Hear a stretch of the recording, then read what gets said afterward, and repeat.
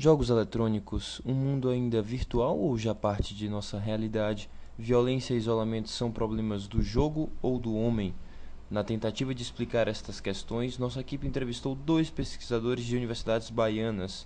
O primeiro entrevistado foi Tiago Falcão, que é aluno de mestrado da linha de Cibercultura da Facom, da Universidade Federal da Bahia. Tiago desenvolve pesquisas sobre a interação no mundo virtual e seus aspectos psicossociais. Mais preocupada com as questões ligadas à interação entre jogos e educação, a professora Lynn Alves também foi entrevistada pela equipe. Lynn Alves é formada em pedagogia e, desde que vem se dedicando ao estudo dos games, produziu dois trabalhos que se destacam. Um é o livro Game Over, fruto de sua tese de doutorado, e o outro é o projeto Triad, que gerou um jogo de mesmo nome e que teve a professora como coordenadora. O que você pensa sobre o vício, né, e o suposto isolamento produzido pelos jogos? Você acha que procede de fato, existe esse fenômeno? Olha só, a Associação Brasileira, não, a Associação Americana de Psicologia tem alguns estudos com relação a isso, tanto com relação à parte do vício, quanto com relação à parte do isolamento social. Eu acho que a questão do isolamento social é mais fácil você negar, porque tem muita pesquisa que aponta justamente o contrário, né? Que os videogames hoje têm sido usados mais como foco de socialização do que de deixar a criança ou o adolescente lá isolado no seu quarto. Eu acho que eles têm um grande poder de sedução, por conta do nível de jogabilidade que oferece, realismo das cenas, a interatividade, a questão da interconectividade, a questão da imersão. Então eles são muito mais sedutores e atrativos para aqueles sujeitos que interagem com essa mídia. A filosofia voltada para os jogos, ela fala exatamente isso, né? O Huizinga, que é um autor canônico no mundo dos videogames e no mundo dos jogos, da brincadeira em si, ele vai dizer sempre que o jogo é social por natureza, que não existe jogo. Você pode até se divertir, você pode até jogar sozinho, como as pessoas jogam paciência, não necessariamente no computador, mas no baralho real. Mas a essência do jogo, do lúdico, da diversão, essa essência ela vai ser sempre social. Bom, os jogos sempre existiram e fazem parte da cultura humana, digamos assim, de quase todas as sociedades conhecidas, né? A antropologia está aí para poder auxiliar nisso. Por que agora, somente agora, essa problematização é excessiva, e principalmente no campo da mídia, com relação à violência e o isolamento trazido pelo jogo?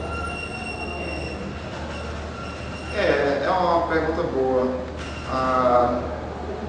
Eu acho que tem a ver com a ideia de massificação mesmo. Por exemplo, tem uma autora brasileira, a Lúcia Santaella, se não me conhecer, ela vai dizer o seguinte, porque essa essência do jogo, ela pode ou não carregar, por exemplo, níveis de violência, desde sempre.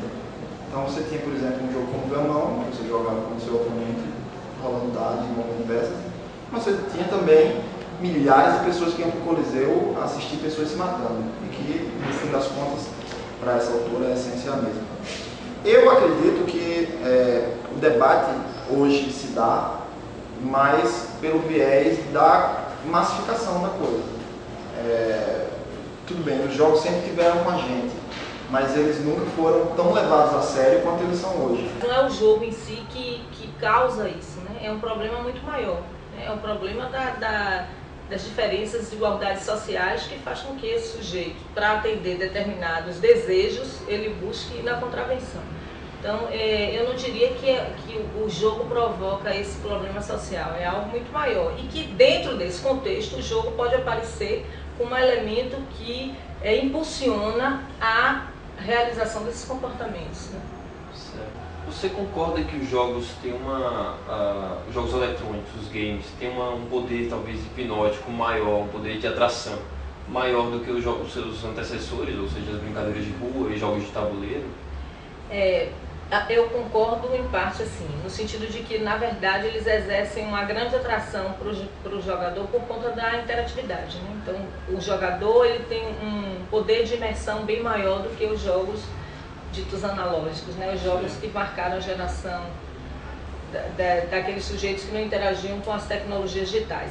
Então, por conta dessa questão da imersão, por conta do realismo das cenas, por conta do nível da interatividade E por conta do caso dos massivos multiplayer, da questão da interconectividade, então eles se tornam extremamente sedutores.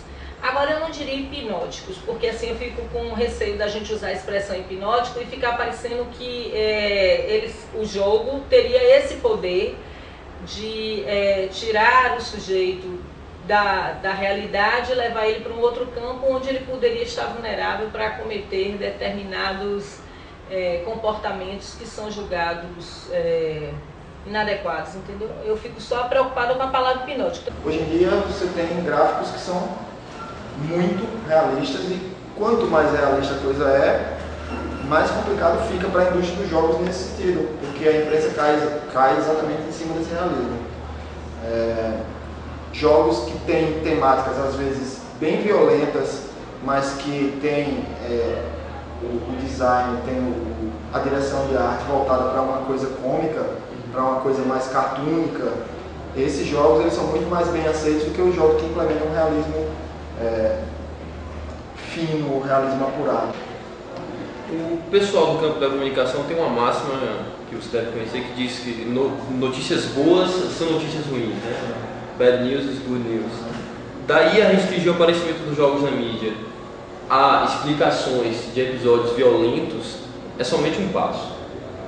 Os jogos não poderiam ser encarados pelo outro lado, ou seja, como aliviadores de estresse, como ferramentas que possibilitam que se realize coisas que são no mundo físico impossíveis? Podem e são, na verdade. Por exemplo, tem uma professora da UNEV aqui que chama Lynn Alves, que ela tem um trabalho voltado para jogos eletrônicos e educação, um trabalho bem legal. Tem um livro, inclusive, chama Game Over. E a tese dela, o que ela defende no livro é justamente isso que você falou. Ela defende que, ao invés dos jogos eletrônicos incitarem violência, incitarem um desejo errôneo, como você queira chamar, os jogos eletrônicos funcionam como espaço de catarse. Eu acredito que os jogos eles se constituem em espaços de aprendizagem. E espaço de aprendizagem compreendido aqui de forma ampla, não só aprendizagem escolar, mas eu acredito que é possível, por exemplo, você estar desenvolvendo situações que promovam níveis significativos de sociabilidade, níveis significativos de aprendizagem, onde você possa estar criando espaço para elaboração e reelaboração dos seus conteúdos psíquicos. Então, na verdade, o jogo poderia funcionar também como um espaço de catarse, que é isso, na verdade, que eu defendo no livro. Então, eu creio que o jogo ele tem todo esse potencial. Diante de todas as possibilidades imaginativas e criativas que a gente teria para fazer dentro de um mundo virtual, que é o Second Life, a gente termina em 99% dos fenômenos que lá acontecem, imitando, repetindo as coisas que nós fazemos aqui. Criamos dinheiro, criamos organizações políticas e sociais. Isso não pode ser encarado de maneira crítica, ou como é que você vê isso? O que acontece é que você leva essas experiências para lá, joga essas experiências no aparato técnico e você vai ter outras experiências que vão ajudar. Aí que tá, esse diálogo ele não é de mão única, não é só o que é real que vai influir no que é virtual, por exemplo. Esse diálogo aqui ele funciona em retroalimentação também. Por exemplo, eu pego as minhas experiências de jogo lá nesse aparato técnico, mas as que voltarem para mim, elas também vão ser usadas, por exemplo, na minha relação com você.